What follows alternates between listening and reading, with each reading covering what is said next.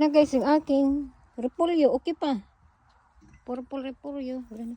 Itong aking grow. Uy.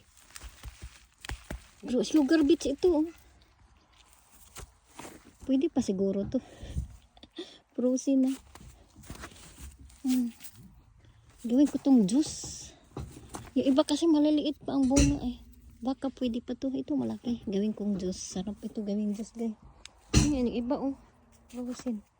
Buhay pa yung ano ko oh. Onion.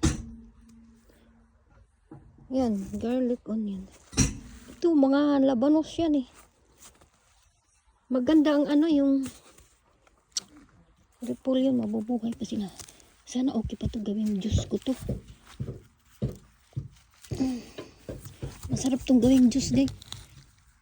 Napurusan siya. Super lamig. Tiyas ba nagpalit ng gulong?